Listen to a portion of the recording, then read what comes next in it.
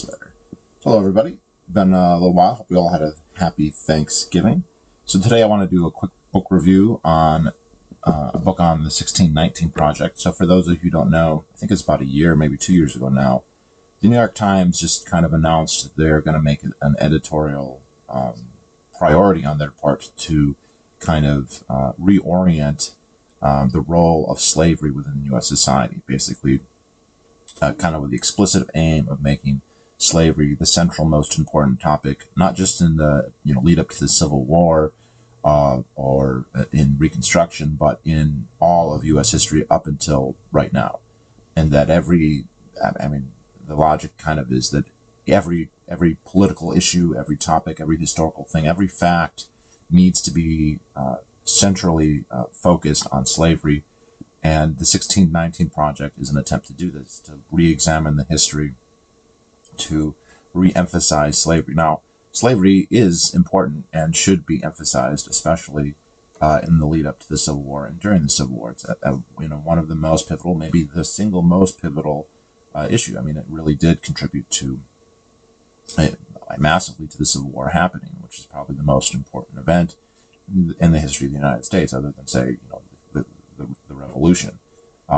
So, and I have to say too that there's some prominent libertarian revisionists who I typically respect and think do really good work and have an important role to play, who I think have sometimes gone too far in trying to diminish slavery. So you'll get people like Tom DeLorenzo, who does a lot of great things, and I'm not going to trash him by any means, but the idea that the tariff was the bigger issue and there were other things that were more important. That was true to a point, but after the 1830s, slavery became more and more important. And if you're talking about the 1850s, slavery was absolutely dominating the political discourse. There were other big important things, and it's not good that in the way we look back now, we kind of obliterate all of those. So nobody talks about the tariff, nobody talks about the know nothings, nobody talks about all the banking controversy.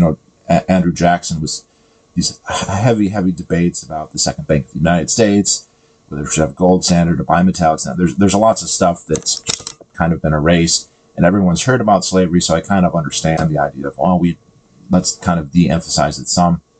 I think that some people like DeLorenzo take it a little bit too far, but then you have kind of the contrary view of this, the 1619 Project. So 1619 is a reference to the first year that slavery, black slaves were brought to the United States, to the Jamestown colony in what is now Virginia, which, if you don't know your history, the Jamestown colony was founded in 1607, so we got a 12-year gap there, which I think is somewhat anomalous if you're going to make the argument that slavery is the most important. Like the United States was really founded in 1619. So the book that I'm going to read here is the 1619 Project, a critique by Philip Magnus. So I've actually met Philip Magnus. He's gone to PorcFest the last 2 or 3 times. Really smart guy. He's done a lot of critiques on, say, Richard Pickett's book about capital. And I'll say this book is relatively brief, which is nice. And also, the pages aren't big and the text tends to be large. So this is something that you could probably read in 1 or 2 sittings, if you were serious about it. So he breaks down the project, and one of the things that he points out is that they make a real strong attempt to say that the American Revolution happened because of slavery. That the reason the colonists left was because they wanted to preserve slavery, and they were afraid that the UK would ban slavery. And many more. So the 1619 Project has a lot of academics in it, but very few of those academics are historians, and the ones who were not the ones advancing these claims. So they did have a couple historians in the 1619 Project, but they would talk more about what slavery was like, what daily life was like, stuff like that, stuff that's totally unimpeachable, and that's fine. To the extent that the 1619 Project was talking about those issues, that's fine. I don't mind people learning about the couple system or how much slaves cost or things like that. Those are things that are worth knowing and that are valuable things. The idea that we should reorient our entire society around them is questionable, but the thing is, there's this transposition of expertise here, where you might have 3 people who are academics, who are professors, but one of them is a professor of history, and they're specializing in maybe the American Revolution. And then you have two others who are maybe professors of sociology or anthropology or the history of class struggle or something like that. And those are not, they may be experts or authorities in those fields, but they shouldn't transpose that to say, well, I have an authority on here. I mean, you can still talk about it. Look, I don't have a degree on anything, but then I'm not claiming that I do, and I'm not saying that you should just take what I say for granted because I have a YouTube channel and there's lots of books behind me. Okay, which is very often the shorthand what happens when you say, well, I have a degree or I went to Harvard. I study, the history of race relations or whatever. That doesn't mean that you're a historian of slavery even necessarily, or of the American Revolution. So the article that they got the most heat for was basically alleging that the United States, the 13 colonies, left because of slavery. And a lot of historians came out and said that's ridiculous. The evidence that they use to support this is quite thin. I think there's a telescoping that happens here because, yes, the UK did abolish slavery, but it didn't abolish it for around 50 years after the American Revolution. It did it in stages because you have the UK, the United Kingdom, in England and Wales and Scotland, and then you have all of their colonies. Just before the American Revolution, there had been a case where there was a slave brought to the UK, and he was freed. He sued in court or whatever, and the court said, well, there's no slavery in England or whatever. But they didn't abolish it in their colonies. They didn't talk about abolishing it in their colonies. The other example they used is in the lead up to the war, the imperial governor of Virginia, a guy named Lord Dunmore, said he declared freedom for any slaves who were slaves to rebels, not to loyalists. So if you were loyal to the crown, you got to keep your slaves. It was, by the way, a very interesting parallel with the Emancipation Proclamation, 1863, much more famous, right? Everyone thinks that's where you free the slaves. Well, Lincoln said you're slave, you're emancipated if your master is in rebellion, not if they're not. If you have a loyal Unionist who's your master, you're still enslaved. And also, if you live in Tennessee or Louisiana or the northern counties of Virginia, or, he actually specified the parishes and stuff. So kind of similar to that idea. And actually Lord Dunmore, so that was clearly a war measure and something to try and stem the rebellion. And then Lord Dunmore later was a governor of a Caribbean island where he completely supported the slave system. So the idea, it's problematic for those reasons. The main reasons, though, is that the founding fathers weren't talking about that. And to the extent that they said anything about slavery, it was that they were rebelling because slavery was wrong. And famously, this was included in the list of crimes in the Declaration of Independence. And then also, so many of the colonists who rebelled did not have slaves or have, slavery existed in New England, for instance. It was legal. It was not widely practiced, especially in places like Massachusetts, New Hampshire, Maine, Vermont. And Vermont wasn't a colony yet, but Connecticut. Slavery did exist, though, in those states, but it was not very popular and was not very widespread. And the idea that Bunker Hill happened or Paul Revere Road because they wanted to protect, this peculiar institution is just absolutely asinine. And so a lot of these historians kind of wrote, and some of the most renowned historians on the field wrote, like, this is all wrong. And the New York Times has basically refused to kind of retract this editorialization to the extent that they did change one word. So they said the founding fathers or the rebels or the secessionists left because of slavery, and they changed it to some did. So I think acknowledging that, a very large number of them obviously didn't. I don't know that there's any evidence that any of them did, actually. Yes, there were many rebels who were pro-slavery and owned slaves. I'm sure they weren't happy that Lord Dunmore wanted to free them. That is not but Lord Dunmore wanted to free them because they were rebelling in the first place. I think that's the other thing, but cart before the horse. So we go into that. He also talks a little bit about the history here, and there's this intellectual history of Marxist intellectuals starting in the 30s and starting in the Caribbean. He cites the guy's name, and I should remember it, but this idea, this really strong attempt to tie slavery to specifically capitalism, and then more generally to everything that you don't like in your side. It's very much, even though that intellectual movement predates postmodernism because it goes back to the 30s, it is kind of very similar in the sense that it tries to deconstruct everything that it doesn't like with radical skepticism, but the way that it does that is by tying everything it doesn't like to slavery. And so we have this very selective canceling. So the Republican Party is somehow canceled, the capitalism is canceled, families are canceled, working hard, whatever they wanted, but not unions, not the federal government, not the Democratic Party, which is the most ridiculous. I mean, that is just, if we're going to start dredging up ancient history, or well, not ancient, but history from 150, 200 years ago, and you're not going to talk about that, then, I mean, that's an omission that's a catastrophic omission and an indicator of intellectual dishonesty, if there ever was one. And so this is a long-standing thing. And I think what happens here is most people don't know anything. They don't have a bookshelf about the antebellum period. They don't know anything really about slavery unless they maybe saw Roots, which is mostly all made up anyway. And then you have somebody who, they have credentials, they have a best-selling book, maybe it's The Half Has Never Been Told, by Edward Baptiste, who's also referenced in this book quite a bit. And they think, this is a best-selling book, and it's getting all this praise from all these people who are not historians and who don't know anything about the topic, but who all have radical politics. And then you read it, and you don't know anything, and so it sounds like, wow, I'm really getting keyed into, I'm really getting a lot of information here. And you are getting a lot of information, but it's skewed and it's omitted. It omits so much, and a lot of it's wrong.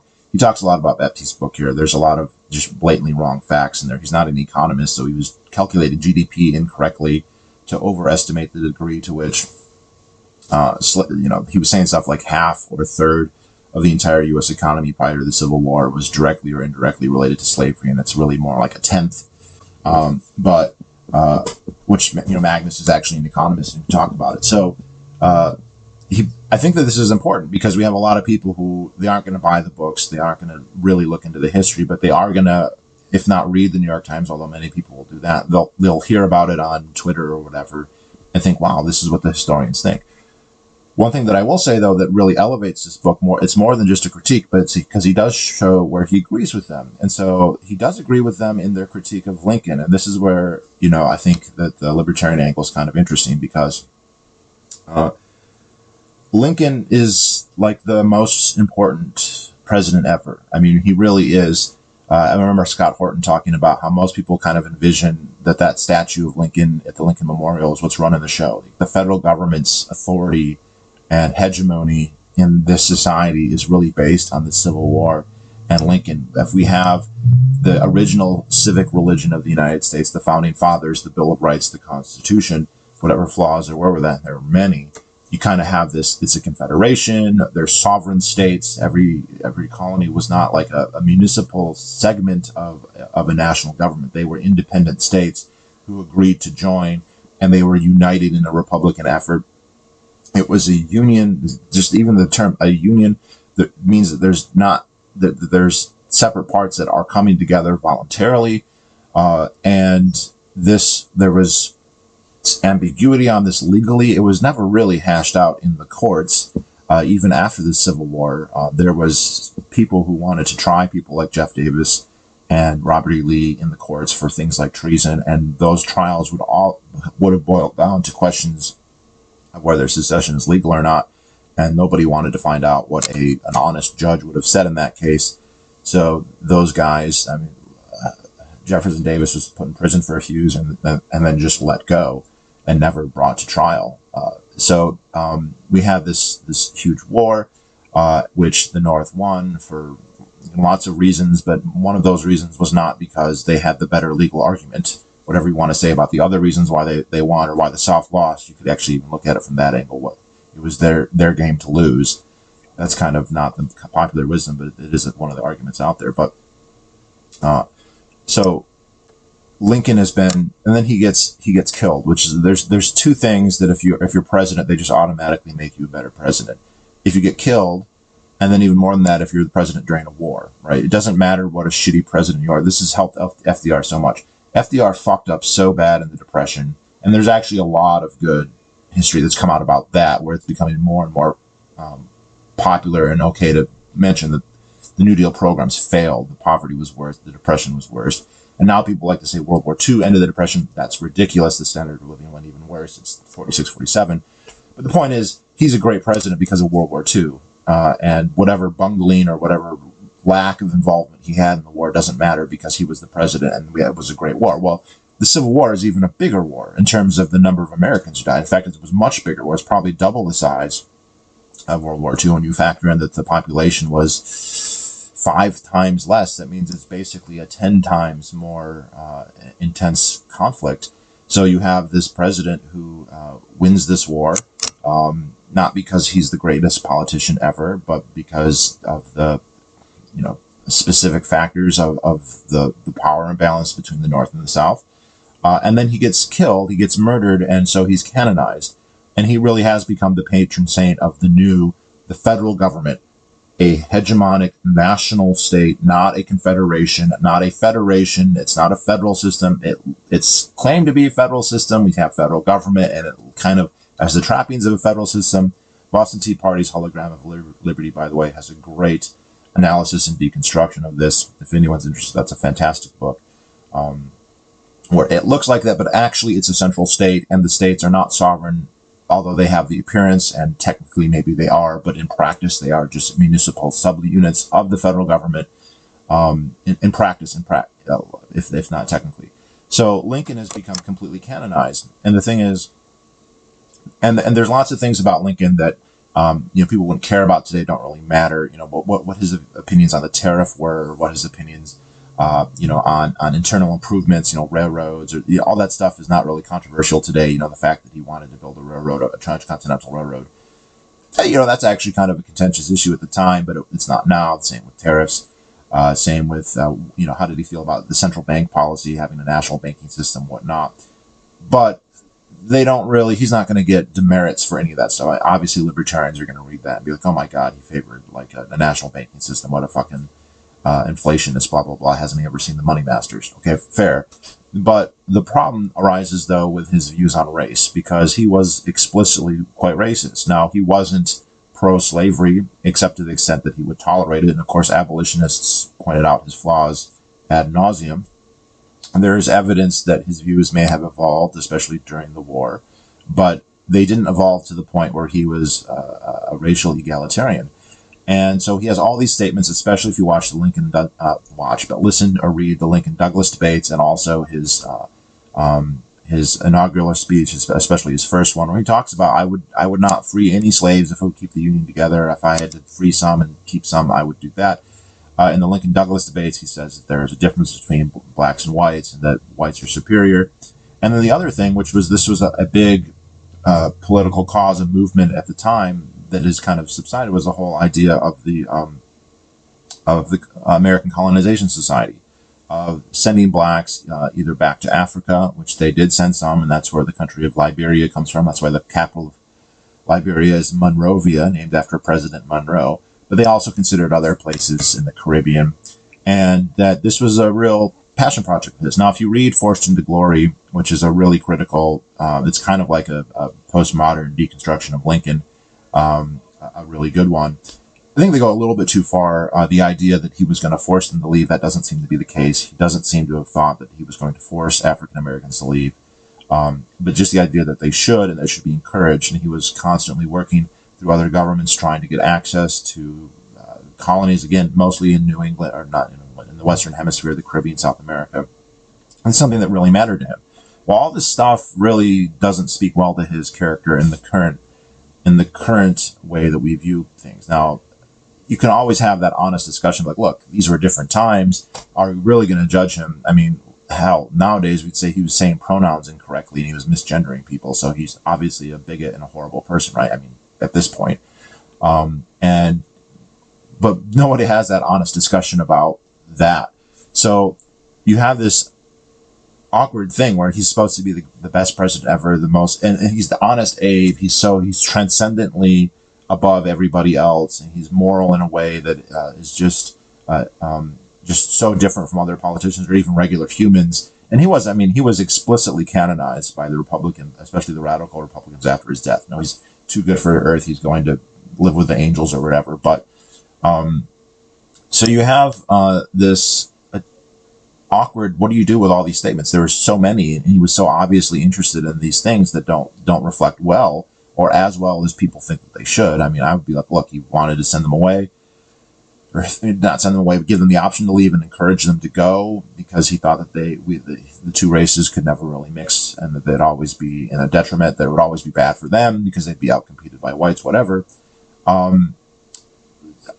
I mean, I don't like Lincoln because he was a tyrant and because he waged an aggressive war against people who legally left. That's why I don't like him. I don't like that he ended habeas corpus. I don't like he threw people in prison.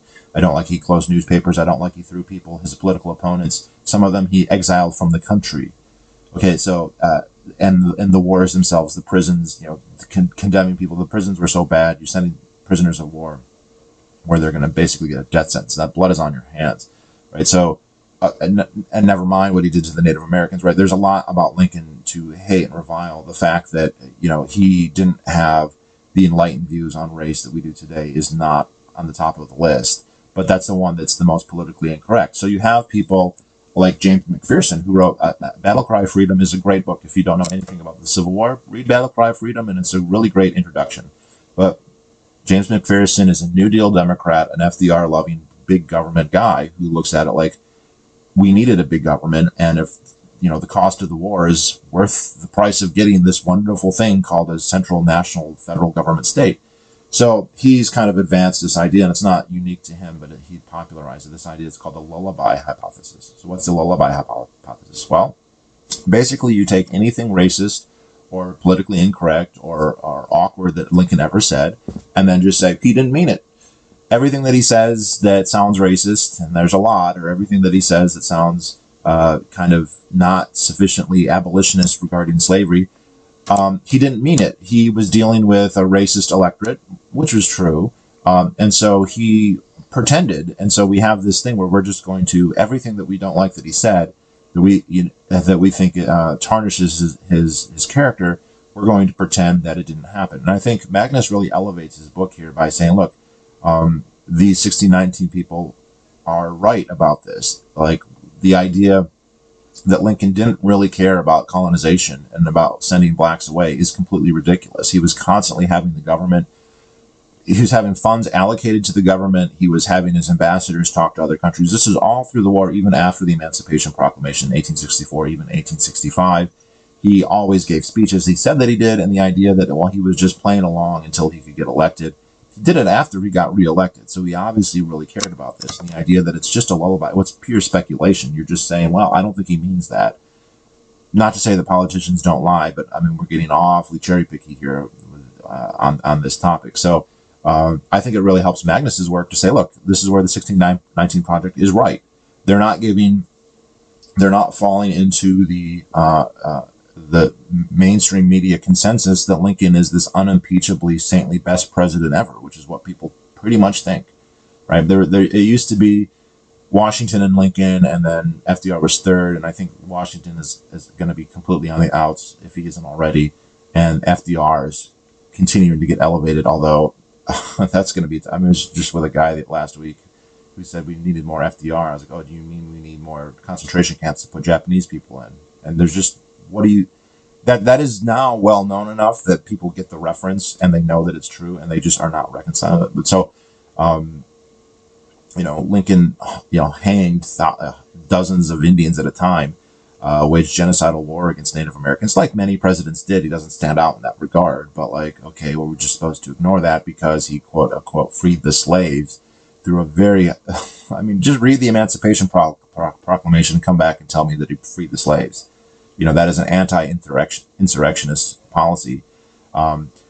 He did say he thought slavery was evil, but he was also a pragmatist in the sense look, this is part of the Union, and I don't want to go to a civil war to end slavery. I don't want to wage civil war. I didn't think I had the legal power to. And there's whole questions there. I mean, they were doing stuff that they even admitted that they didn't think was necessarily legal. They were just doing a might makes right. But might makes right doesn't sound like consent of the governed or democratic or whatever. So we kind of just say, oh, they won the war, but we're not going to pay too much attention. But it definitely elevates the book that he will admit, hey, they are, the 1619 Project is closer to the truth on Lincoln than someone like James McPherson or Henry Joffre, these other mainstream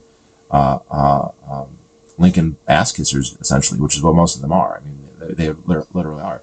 Where it goes too far is the idea that like that's what everyone cared about. That the only thing that mattered was slavery. It was the number one thing in the economy. And there's this interesting. He points this out. They revive a lot of basically pro-slavery propaganda from the 1840s and 50s. There was this idea in the South, this notion called King Cotton. That cotton was so important that it was the most important crop in the world, and because it was so important, and because slavery was such a integral part of the cotton crop in the United States, that the countries of the world would never allow the South to be crushed, or they would come to their aid, especially England and France, because they needed the cotton so bad, and that the North would be crushed because of their dependence on Southern agriculture. And this turned out to be completely wrong. If you read my last book review on the impending crisis of the South, he points out that even in terms of agriculture, the North far outstripped the South in every way. But the Civil War happened. The North lost contact with the vast majority of the cotton crop. They would slowly reclaim some of it as the war progressed, but they lost most of it right away, and they did fine. The North was fine. Like, it wasn't that important. Capitalism didn't die. This is the weird thing. If slavery is the linchpin of capitalism, if the taint of slavery is on capitalism, why did capitalism do just fine when slavery was abolished? The years of true, like, real capitalism are the decades after the Civil War, the 1880s, 1870s, 1890s, right up until World War I. That's like the apogee of capitalism in the United States is in that period. Not before the Civil War. And so he points that out. And the other thing he points out is like all the theorists who popularized free markets and capitalism, Adam Smith, Ricardo, John Baptiste Say, all these people, they all hated slavery. They all thought it was morally reprehensible, and they all thought that it was just inefficient, right? They didn't think it was necessary. They didn't say you need slavery for capitalism to work. They didn't say it's a necessary thing or a good thing. They just said it was bad. It was all horrible and unnecessary, and not an example of free markets, because it's not. I mean, the slavery that we had in the United States, you can have slavery without government subsidy. It's perfectly possible. Right? You have anarchic societies, Native American societies, whatnot. They have slavery. But the large-scale industrial chattel slavery that you have in the South, that has to be subsidized. Right? You have to suppress manumission. Right? So there were laws against freeing slaves. You had to suppress. When you have it race-based like they had in the South, you cannot allow there to be free blacks in your society, because then it becomes too hard to tell who's a slave and who's free. And then you have this constituency that has rights and has money that's probably not going to be too happy with slavery, and so you can't allow them. So all the southern states and many of the northern ones prevented immigration to and forced immigration from of free blacks. They suppress free speech, so you couldn't send abolitionist things. You couldn't send the Liberator. You couldn't send the impending crisis of the South. People were literally jailed and or killed for doing that, because you could not spread ideas that were contrary to that. You were drafting people into slave patrols, and there's a great quote about that and I talk about it in my video on the impending crisis of the South, where you go to poor whites who don't own slaves and say, you've got to spend 6 hours a night patrolling the streets to make sure there's not a slave insurrection. Oh, never mind. That's what the army is for, too. So the idea that this is some free market, non-subsidized institution, that Adam Smith created and or approved of is completely wrong. What's also ironic, so that's the 1619 Project doesn't grapple with that at all. They completely ignore that. They don't even address it, even though their main target here is capitalism. They hate capitalism most of all. The capitalists didn't favor slavery. And what's funny is that the slave masters also hated capitalism. And the most famous example here is John Fitzhugh, who said that slavery is the pure form of socialism. It's the highest and best form of socialism, right? You're not free, but you get everything taken care of, right? You don't have to worry about your retirement. You don't have to worry about your clothing or your food or your medical care. Your master takes care of all that. All you have to do is work for him, and you can be as lazy and lethargic as you want, but he's obligated to take care of you, right? There's an obligation to take care of you, and then you have an obligation to perform labor for him. And that's the purest form of socialism, right? And everything's this mutual obligations to and from, and you are liberated from having to take care of yourself. And it's the plight of the poor in the free society and the capitalist society is terrible, because as soon as they break an arm or they get sick, they lose their job and they lose their income. And capitalism is so efficient that they get a smaller share, there's a more surplus from their labor that goes to the capitalists and less that goes to them. So this again is not grappled with. If you read the 1619 Project, they never talk about James Fitzhugh, even though he was the most prolific and articulate and explicit advocate for slavery that existed, in the 1850s. They just completely ignore that, even though he's saying, socialism is good, capitalism is bad. So the entire project is based on this incredible omissions here, left, right, and center all the time, to attack the things that they hate. Capitalism. They really, really hate capitalism. It's so glaring. It's almost like they know. They could just be ignorant. I don't know. I mean, when I've met communists who gave me this shit, and I've relayed this story so much, he clearly had no idea what he was talking about. Right? You just give them this little narrative story, and then they think that they've got like the secret gist of all history there, and they don't. So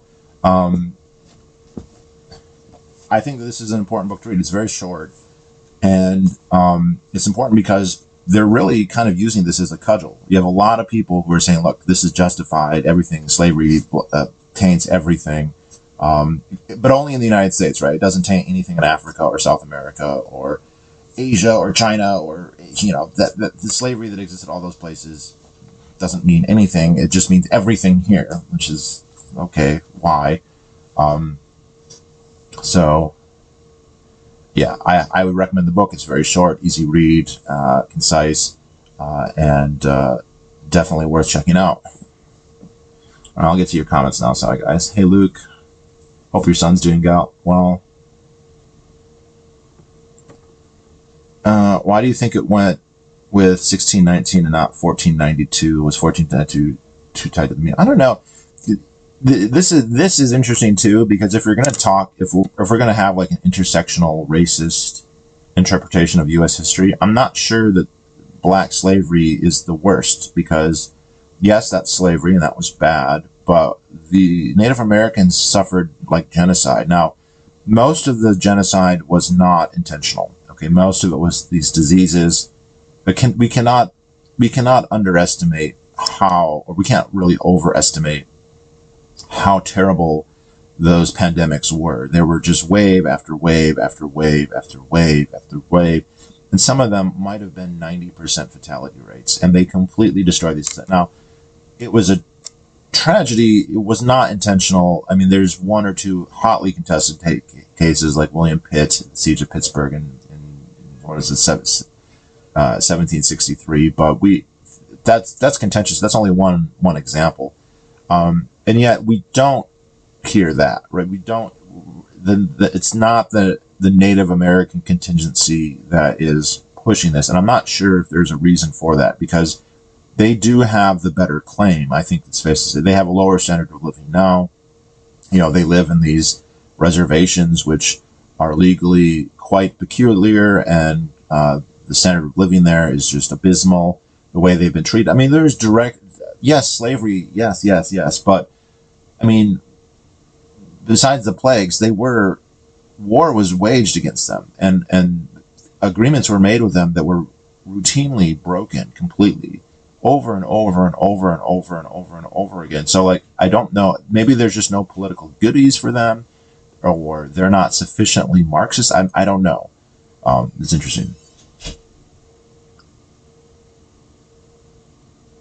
Do you think that the revisionist types who claim that the moral tariff was the greater cause for the USSR are going too far? I do think they're going too far. Now, the tariff was a real issue. It was a much bigger issue in the 1830s. If you look at the 1833 crisis, the Tariff of Abominations, and Andrew Jackson in South Carolina, the issue there was not slavery, it was the tariff, right? You had South Carolina talking about secession in the context of a tariff. The tariff was a bigger issue in the 1820s and 30s, but it was still an issue. It still mattered. It was an important part of the Republicans' platform in 1860. That was one of the things that Lincoln ran on, but it wasn't completely animating the discussion everywhere and causing fights in Congress and debilitating the government in the way that slavery was.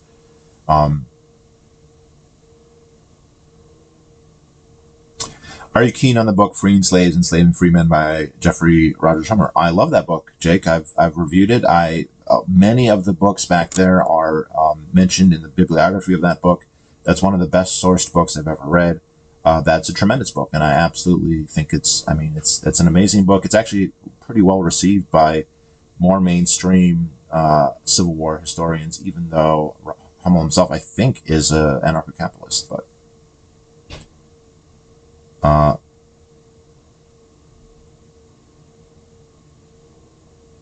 yeah, Engelbart, 1872. Yeah, that's it. So yeah, they did gradual, but the idea that they were going to ban them in the colonies, and Magnus points out too, if the United States had stayed as part of the UK, you would have had a much larger slave-owning constituency in Parliament, and so it actually probably would have delayed emancipation in the British Empire.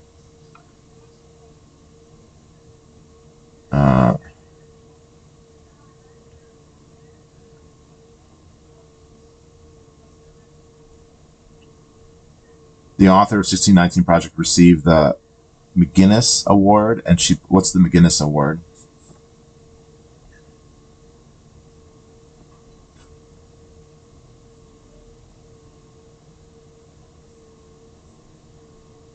Lord Dunmore's Ethiopian Legion is interesting, as is General Guy Carleton's refusing to return the slaves he freed to George Washington after the Paris Peace Treaty. Did he refuse to free them? Like, how did he have them? That almost implies that they had become his slaves, because if he just freed them, wouldn't they be out and about? Why would they be his to give back? That doesn't make a lot of sense to me.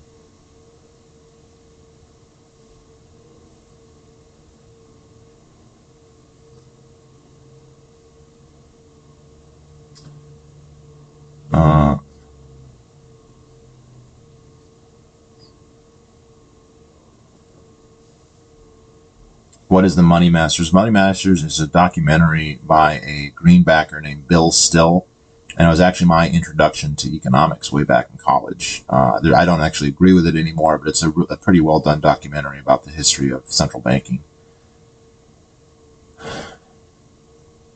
Now even Truman is being elevated. Well, Truman gets he founded Israel and he nuked the Japs, so.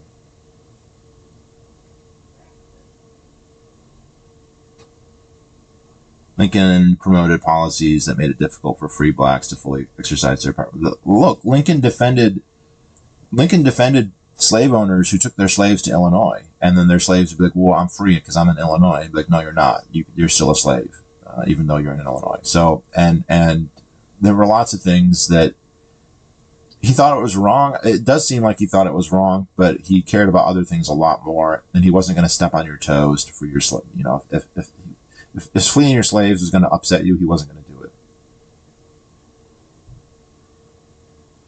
I say apogee. You can say apogee if you want.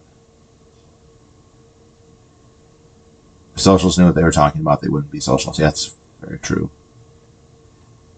Is it the Dunning-Kruger effect?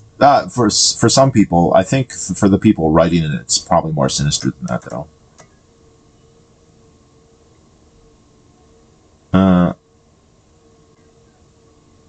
When was the last time you were hypnotized or hypnotized somebody else? I hypnotized several people yesterday, but I have not been hypnotized in a while.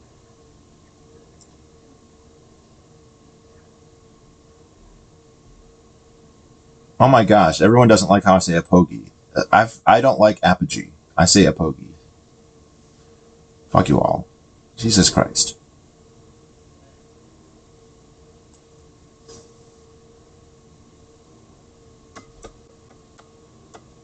People claim that the Atlantic slave trade was more horrible than many forms of slavery throughout history because it cemented a racial caste system that lasted 4 generations. Yeah, I mean, that's kind of based on the ignorance of other social caste systems. I mean, how long have there been untouchables in India? And yes, there were certain horribles. The Mid-Atlantic, passage was pretty horrible. But again, there's pretty selective hatred here because let's say that's true. It would also be true for slavery in Cuba and Brazil and Colombia and Mexico and Portugal and all that. And nobody's saying Brasilia is evil and should be canceled, or Lisbon or Colombia or Chile or whatever. So no. And then the other thing is, you can get into this ripple effect of history, and you could say there's one little thing can make a big ripple, and you get into this debate of, like, how long are you going to keep doing that, right? Like, at some point you say, like, all of this is only possible because somebody created fire, a million years ago. So that person's actually the worst person, because that Homo erectus, whenever they did that, they made every tyranny since then possible. So isn't that now worse? So how are you going to blame slavery for stuff happening 150 years after slavery? Right? We can look at the caste system. You can look at Jim Crow and you can criticize Jim Crow. There's a lot of stuff people don't know about Jim Crow. There's a lot of stuff I didn't know about Jim Crow. Man, when I read the Curious History of Jim Crow, there was a lot of stuff, and basic stuff, like basic and important stuff, like when it started, that I did not know. And I guarantee you 99% of the people who are talking about Black Lives Matter don't know either.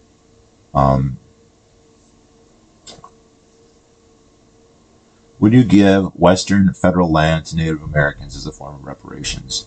I would actually this is not a contentious topic, and I think it should be. I think that the federal government, if the federal government was just abolished, whatever, but if we were going to try and manage the devolution of the federal government, one of the ways that it could do this, especially with the social welfare programs, is to just give the land away.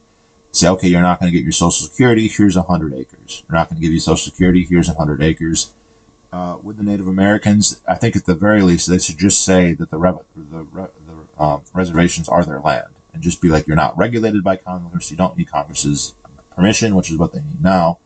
You don't get subsidies, but you are free to do whatever you want, and they'll sink or swim, based on that. And I think that they'll do fine, because they do actually have a lot of land still. Yeah. I wouldn't, it's too late to give them all that land, because they're not, my ancestors were themselves genocidal maniacs, wiping out other Native American tribes 200 years ago. So give that land to me. It's too complicated to go that far back. It makes more sense with something like Social Security, because you're talking about an actual obligation that the federal government has had. You have a person who's actually paid into a system that they're not going to get back. So no, I don't think they should I think they should give away a lot of land. I don't think they should just give it all to Native Americans, though. But that would be better than them keeping it. If the option was, I would rather them gave it to the Native Americans than they kept it, because the Native Americans would have to sell it and develop it, and that'd be fine.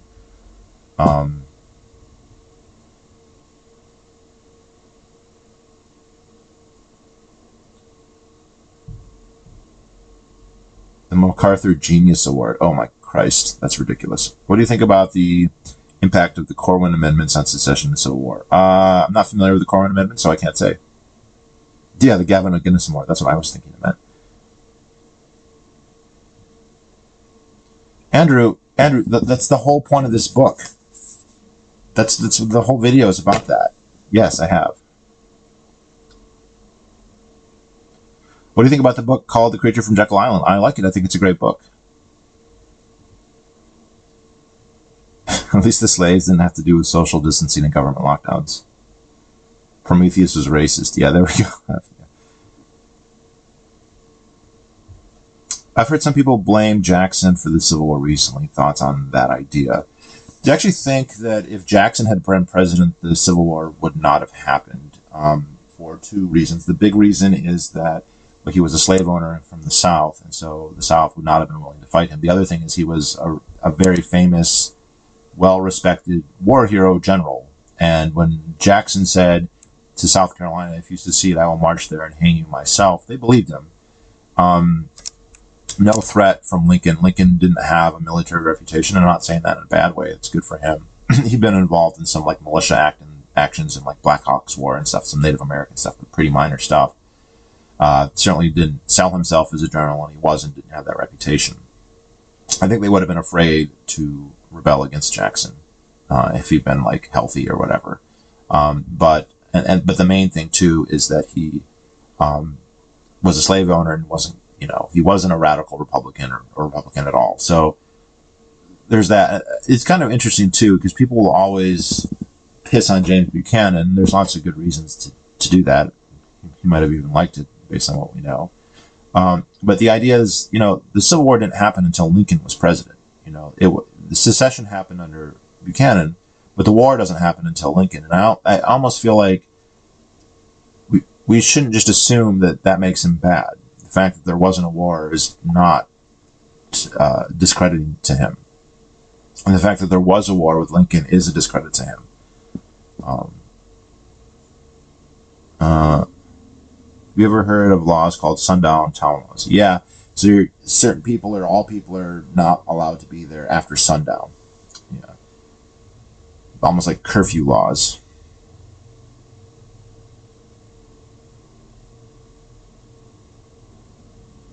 Every society has a racial caste system. Social class in England is historically correlated with whichever of the nation's constituent ethnicities you're descended from: Normans, Anglo-Saxons, or Northmen.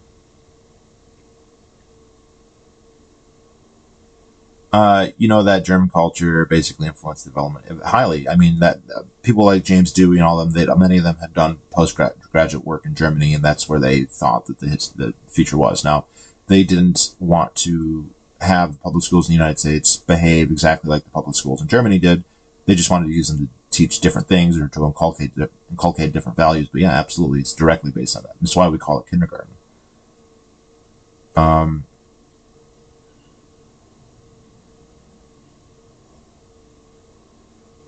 What's your ethnic heritage? I'm mostly German and some English.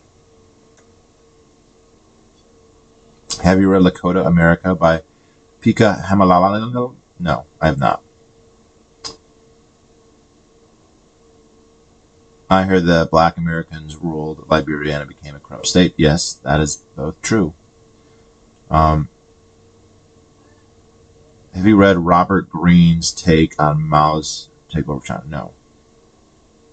Do you think Lincoln would have run for a third term? Yeah, that's a good question.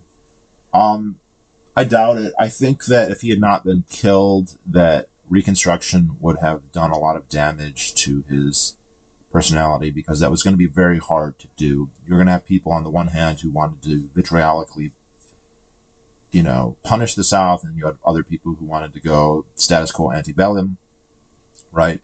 And he was going to anger one or two of those groups and be in political battles with one or two of those groups, and he wouldn't have had the cover that the war gave. I mean, it wasn't easy even with the war. There were people, he always had critics, and there's a great book called Lincoln's Critics.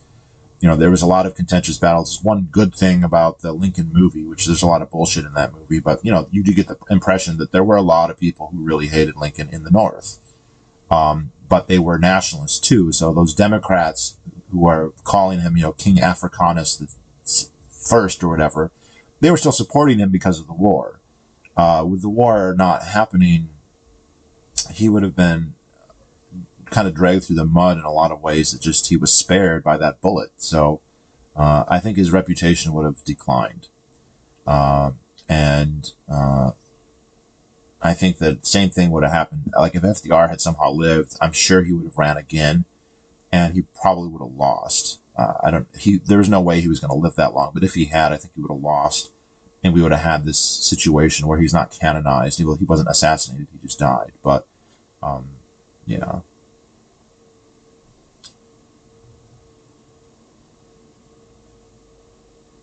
Anyone spell the name? It's George Fitzhugh.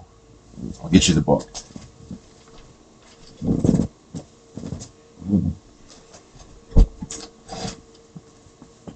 George Fitzhugh. And here's one of his books, Cannibals All, Slaves Without Masters. And actually his other book is called The Sociology of the South, which is the first book in the United States to be published with the word sociology in the title.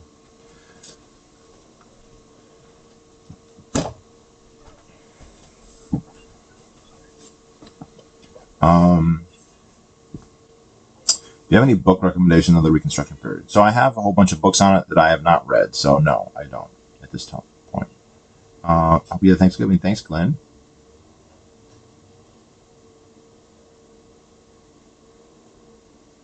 Do you think the Lincoln deathbed photo is real? I have no idea. I mean, they had photography. It would make sense that they took a picture, but it all happened so quick. I think he was declared dead at like 4 a.m. So who knows? They did do, I know that there was a death mask made, but that was pretty standard procedure, especially for somebody famous like him. But I don't know. I've not seen that photograph. I don't know.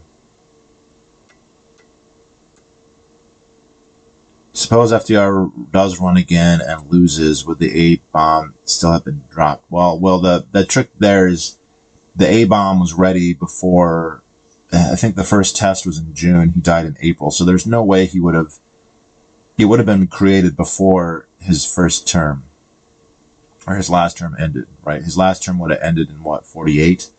And they had the bomb in 45, so I think he would have dropped it, but we don't know for sure. I mean, they were building it to use it. And he's the one who kind of gave the go-ahead. There's some interesting culpability when you compare him and Truman, because it wasn't Truman's fault that they built the bomb. He had no idea. I mean, he found out it existed when they were done, I believe. He must have known just before. I mean, when he became president, they must have told him. But he didn't initiate that process. It had already begun. But there's a school of thought that the main reason they dropped the bomb was to intimidate the Soviet Union. That FDR had been very cozy with the Soviets. He never drove a hard bargain with them. He gave them basically whatever they wanted.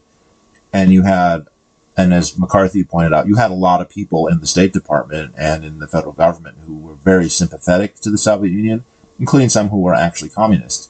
But you also had a lot of people who thought that they were literally evil. I mean, there were people even then, even in World War II, who thought they were worse than Nazi Germany. And when Truman came to power, a lot of the strongest, most pro-Soviet people in the government were kind of marginalized by his ascension. Not that he was the most inveterate anti-communist ever, but he just wasn't as cozy as fucking FDR was. And it's possible that their influence, this elevation of the anti-communist influence, may have been one of the reasons the bomb was dropped. But we don't know for sure.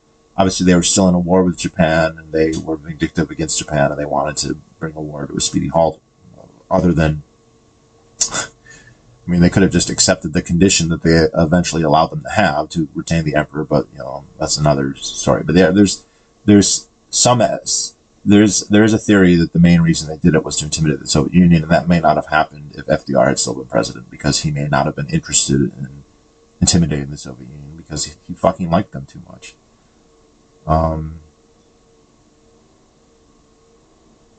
Who wrote a book called The Ascent of Money? No.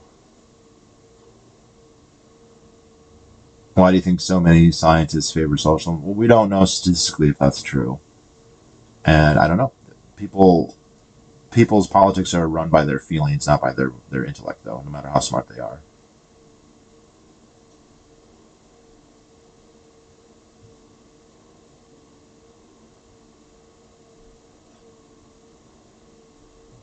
Lakota America is one of the few lengthy Earth style books. What's a lengthy Earth style book?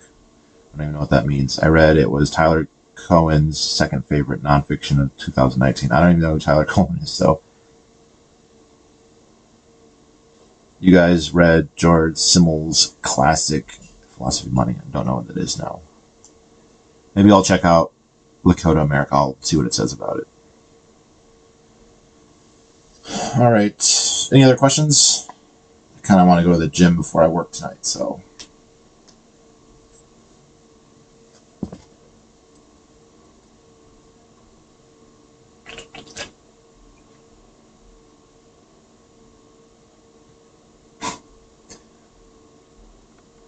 What do you think would have happened if Alf Landon had beaten FDR? So, yeah.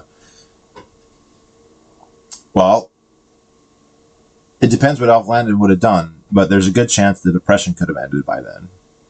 The evidence seems to be pretty strong that the main reason the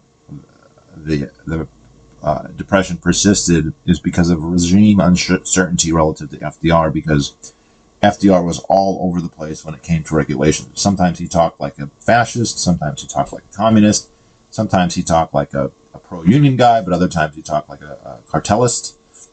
So if you owned capital or wanted to own a factory or whatever, you just did not know if you could build it and expect it to be nationalized or ruined by regulations or whatever. And I don't know Alf Landon at all, but he probably was better than FDR on that score. And I mean, even Truman was. So probably would have ended the Depression in 36 and maybe the end of this Holly Tariff, and maybe we never even had World War II, but we'll never know. Have you ever had any fights in real life? Not really.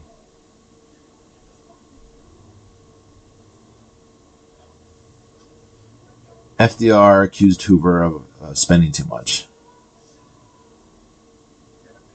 I do blame everything on the guy who invented fire. I hate that guy. Fucking Lurg. Fucking Homo erectus walking around in East Africa. Tyler Cowen is the head of the Mercatus. Oh, okay.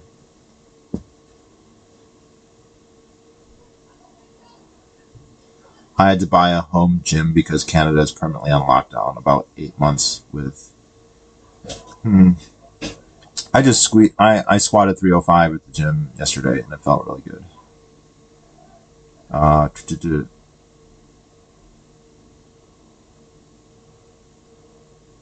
No, I have not seen this debate between David Friedman and Richard Wolff. I just can't imagine Richard Wolff is not a very good debater.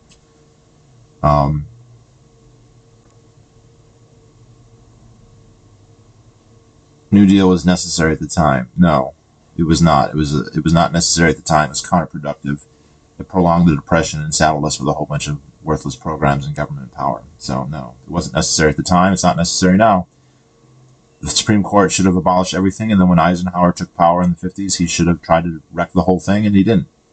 You know, he did a lot of good things, but he didn't do that. So, I mean, how could for him to talk about the military-industrial complex, you know, as eloquently and presciently as he did, and not realize there's a Social Security complex and a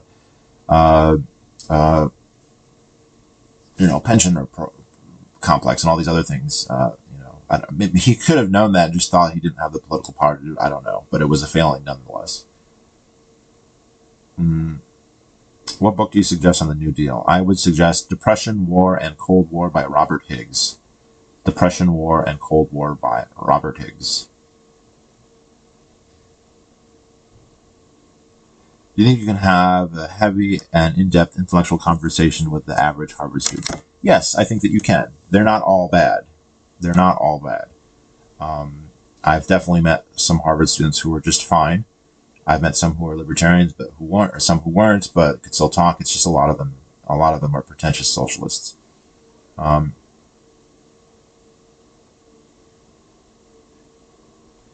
am friends with Vosh. Are you familiar with him? I am not familiar with Vosh. I know kind of who he is, but I don't watch his channel. I haven't watched any of his debates. I tried to watch his debate with Molyneux, and I just, 5 minutes in, I was like, I just hate both these guys, so no.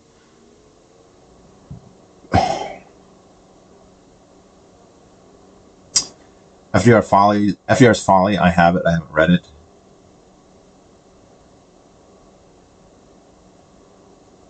Sad all my heroes are getting old. Yeah, Higgs is getting very old, and he's kind of checked out in terms of politics, but his books are amazing. Some of his lectures are amazing. He did a really good lecture on the FDA at one point, probably 15, 20 years ago.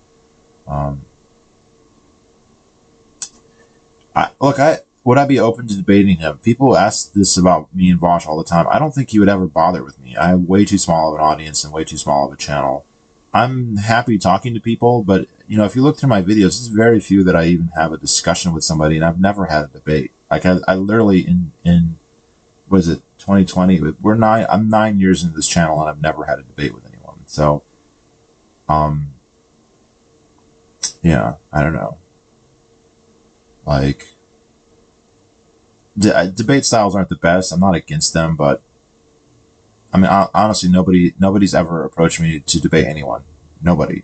So, like, yes, commenters suggested, but I think the channel is just too small, and I'm not well known enough to draw the attention of somebody like that.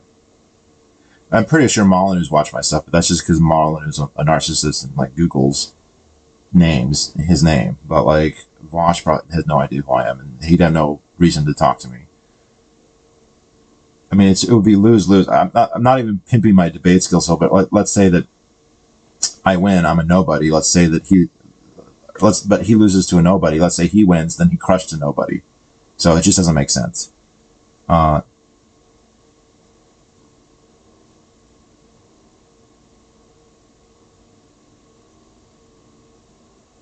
love Robert Hughes, and he's still as sharp as him. Yeah, he's still sharp. I think he's just tired of the whole thing. What do you think of Hunter Avallone? I think Hunter Avallone's very sexy. I don't. It's when they're big personalities like that, it's just hard to know what's real and what's for the camera, which isn't a dig. It's just hard to know. It does seem like he's evolved, and I'll give him credit for that. I'm even not agreeing with where he's gone, just saying that he's changed.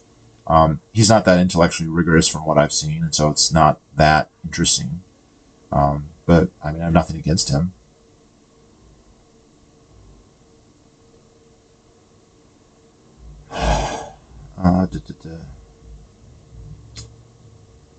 We've like, it used to be in the video reply days, we would do, I would reply to someone. So I did a lot of that with a couple of TVP people way back, but never in a live format. And when I've actually done shows with other people, they've always been discussions. I did a couple with Ivan the Heathen. I did a couple with Poe the Person,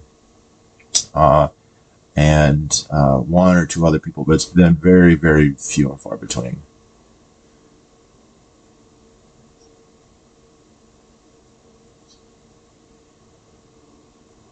I cannot imagine David Friedman and Vosh talking to each other. I find Brian Kaplan suspicious. I think that Brian Kaplan is on the spectrum a little bit, and so he's a little bit. He's very smart. I love his books. I love when he talks. I listen to him a lot. I respect him tremendously. I do think sometimes he's a little too quippy, but that's not really a huge thing. Rim, what's up?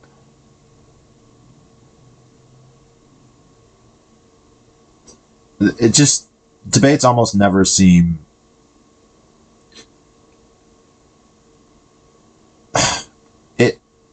even before I had my channel in the 2000, let's say 2006, 2007, 2008, 2009, you had a lot of, like, I thought very good back and forth, intellectually honest discussions. Is a human body capital? Is intellectual property?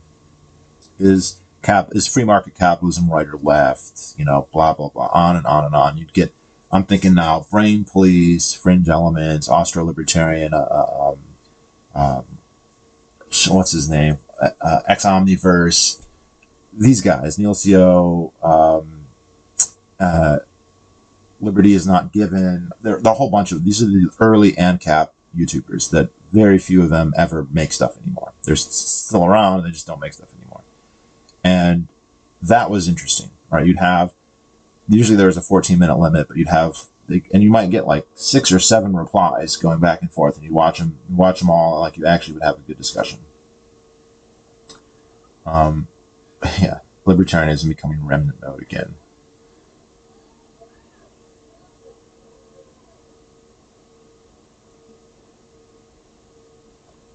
Aston Joshua, Complex is good.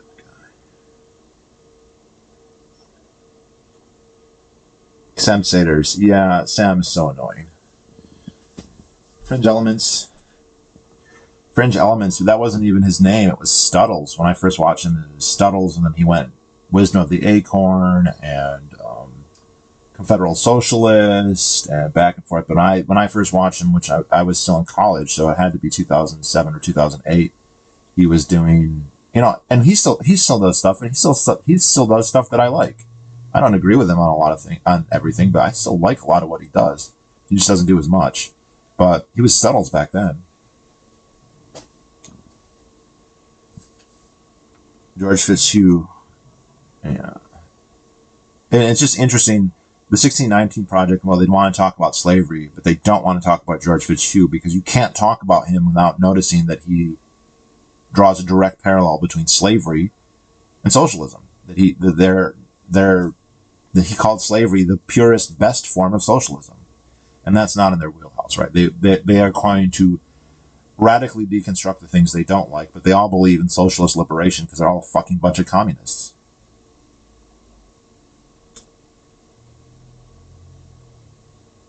All of Fringe Elements videos are still on YouTube. It's under the Kissimir channel. Federal Socialist Mirror channel. Oh, interesting. Suttles was a white nationalist. Apparently he's not now, but I don't follow him closely enough, and I swear he doesn't make enough videos to like catch all of his changes. I found Yaron Brook annoying. Yes. Look, I mean, me and objectivists are going to agree on a ton when it comes to politics and economics. Well, especially economics, but they not on everything though.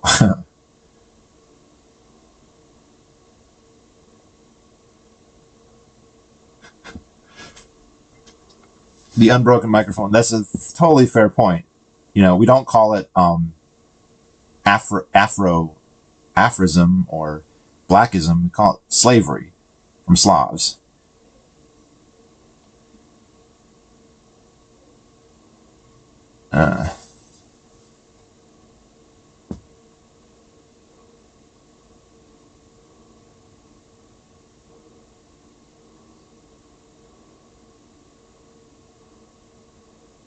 Yeah, I love YouTube because you can find all these niche groups. Yeah, I mean, I didn't know any anarcho-capitalists, and I went onto YouTube and typed the term and found a whole bunch.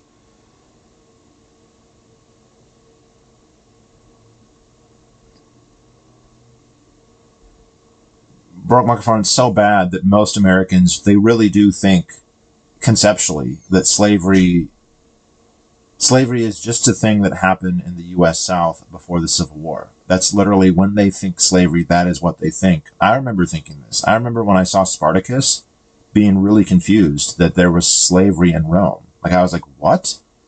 There's slaves in Rome, and there's some of them, I mean, one or two of them are black, but like they're mostly white. That doesn't make any sense. I was completely, and I was a school child, right? I went to school. I don't remember how old I was when I saw that Stanley Kubrick film. But I was like, white? There was white slavery in Rome? Yeah, there was slavery in Rome. Like, we just never, ever talk about it. I mean, if you take a class on ancient Rome or ancient Greece, I guess they'll mention it, but we don't orient the entire class about that. Even though I think the argument's stronger for a case like Rome than it is in the United States. It seems like it was more slave-centric than we ever were, even in the South.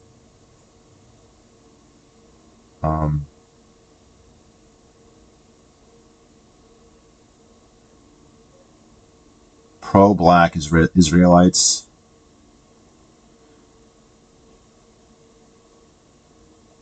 Did you hear about Tom Woods' video being censored? No.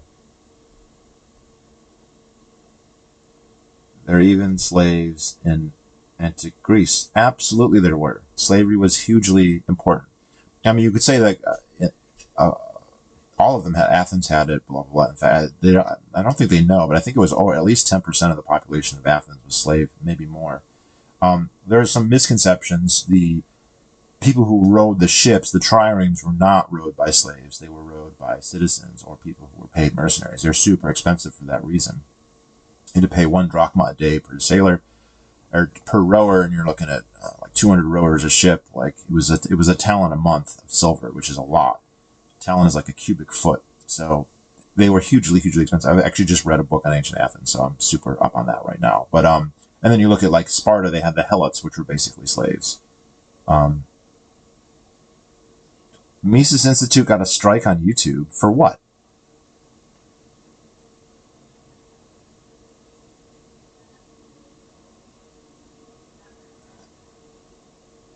There were slaves and primitive tribes, and cops loved to put on pedestals.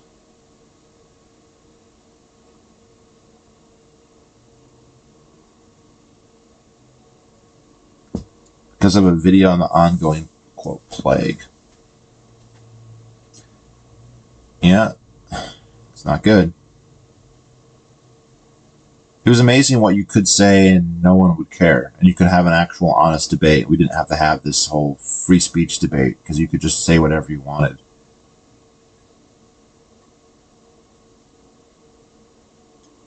And when Tom Woods came to Porkfest, that's the main reason he came. I think he just wanted to come because it was like banned and he wanted to,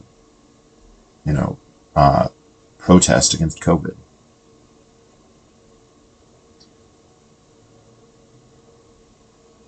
Biden will ban MCATs from social media. No, that's not how it will happen. The social media will ban them, and then Biden will not do anything to stop them.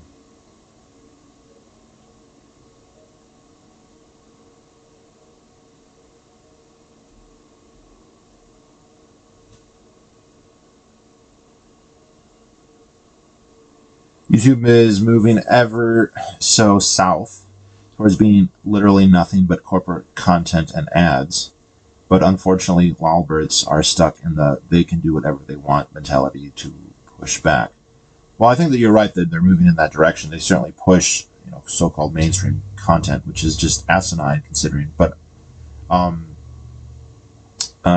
don't know what we're going to use the government to force them to have what we want. If the government has regulatory oversight over YouTube, they're just going to make them do what the government likes, which wouldn't be any better. In fact, it could be worse. So, yeah, I think that the thing to do is if that really gets that bad, you just go someplace else.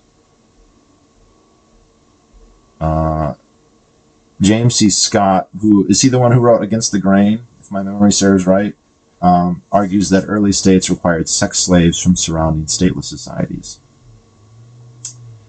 I don't remember if that's who I think it is. In his book Against the Grain, he talks more about how he views early states, and I would say this is still true today. It's basically a form of mafia-style expropriation where it just, in a pastoral society, it's too difficult to do because they can run away and it's hard to track them or whatever. But you get to a point where you have sedentism, agriculture, not just agriculture, but like high-intensity irrigation agriculture, where you can't really afford to up and run, and it makes more sense to pay 30% than to, lose everything. And so they do. But he also talks about how the stateless societies around them tended to have more martial abilities. So you have all these people who live in, the Euphrates or the Tigris River Valley, and they're farmers, and they spend all their day eating carbs, and dirt, and just not having, and they don't have any martial skill. And then you have these nomadic pastoralists. This is probably even the days before they had cavalry, before horses had been domesticated enough to be ridden. But, they're out and about, they're healthy, blah, blah, blah. They can kind of swoop in and take over the states. And it looks like Oppenheimer used to think that's where states actually initially came from. That doesn't seem to be the case, but it seems like as soon as you had states, you started to have these militant bands that would sweep in and take over these states. And the biggest example ever in history wasn't that long ago. It was when the Qing, the Manchus, took the Chinese state, right? They just rode in, decapitated the Chinese state, and the Ming dynasty became the Qing dynasty. And you had 300 years of this small, very tiny northern ethnic group, controlling the entire imperial apparatus of the most populous society in the world. But it happened in the Middle East many, many times. So the Kassites, for instance, the dynasty that included people like Hammurabi, they were probably formed that way. A lot of people think that's what the Egyptian dynasty started as. There's some iconography that suggests that, although it doesn't fall into the category of known history at this point.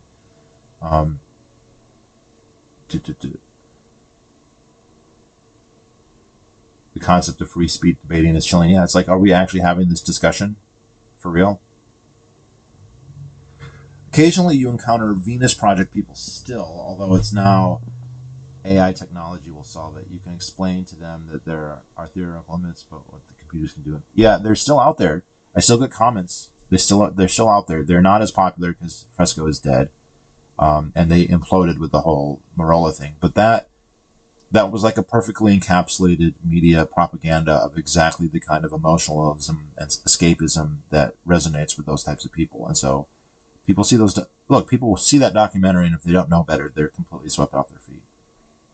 And then it turns out there's enough of them that you can go and talk and join groups, and then they can all tell you, and you can reinforce your ethical intuitions.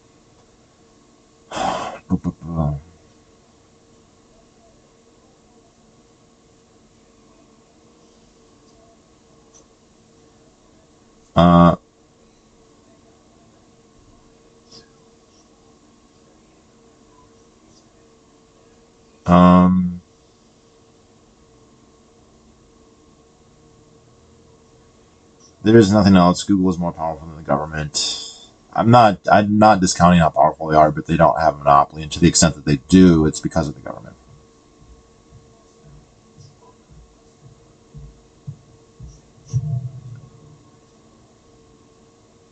What do you mean push back? I don't understand. I'm going to what? There are people who are starting alternatives. They're not necessarily super huge. When you start an alternative, it's not automatically there. It's not automatically going to be the best, but people are doing that. I have no problem with that. That's fine. That's great. You know.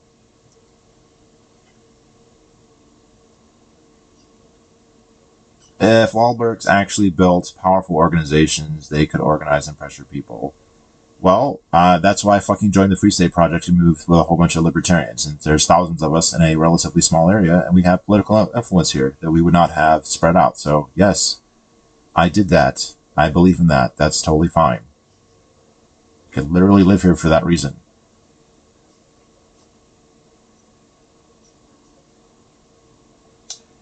YouTube literally bans people that the ADL tells them to, is the ADL the state. Well, the ADL is pretty much, I mean, they work with the state all the time. They fucking, they're very state oriented. How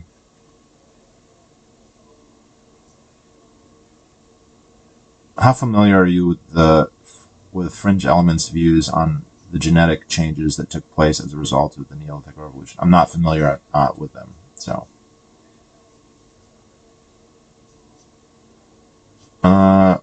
You are not nobody to me. Well, thanks, Luke. I hope your son's doing well. Do you believe the local government is more powerful than Amazon? You live in New Hampshire now. I do. What local governments? How are we measuring power? You know, we'd have to develop metrics for that. I don't know. You know, Amazon isn't arresting people. But then again, they have like $1 trillion. So, you know. I saw this channel 9 years ago, history. Yeah, it was a long time ago. I think I started it like February 2011 is when I uploaded the first video. Those were the days.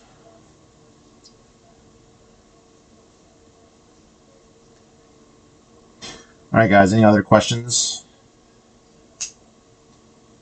So just to reiterate, 1619 Project Critique by Philip Magnus. Good book, short, easy to read, fairly as comprehensive as you need to be on a contemporary political topic, and some good history as well. So, you know, if you haven't read it or you're interested, it's being used as a cudgel, so it makes sense to do.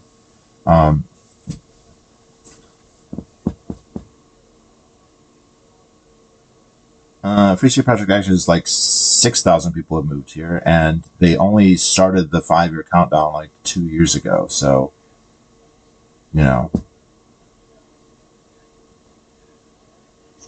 not everything is presidential politics. You came unbroken microphone. What exactly are you doing? Like here, you're talking about we need powerful organizations. What powerful organization are you part of in Bulgaria? Right? You do a lot of this where you like criticize, but you don't do shit except comment. So like, okay, I moved here. Has the Free State Project done everything that it would be possibly imagined? No, it hasn't, but it's started to change things, and that's fine. And we're actually here physically. We have a presence that matters. Is it a dictator? Is it a libertarian dictatorship? No, but it's a step in the right direction. It's nothing more than libertarians moving to a company state to hook up. Well, First of all, most of them are not gay. So, no, you're just saying I do that. What issue? We're moving here and we're politically organized. We have a constituency. We're here. We're socially organized. What more do you want? So it hasn't delivered everything that you could possibly hope for. Yeah, absolutely, I agree with that.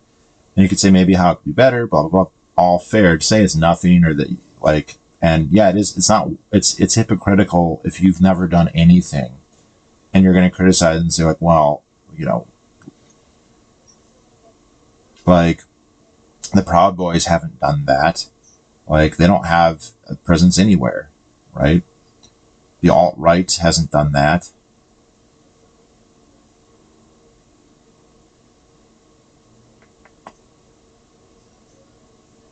How can the world advance their gun rights?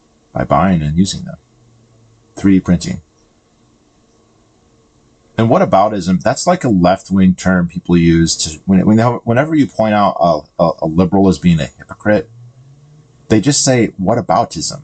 You know, when people are like, Donald Trump is evil because he deported families, and they're like, well, yeah, but so did Obama. So is Obama evil?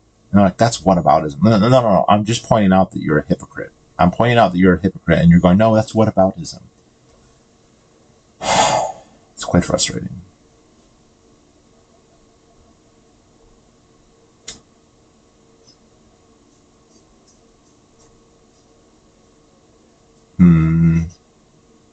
All right, guys. It's been nice. Time to get on with my day. But I do recommend the book.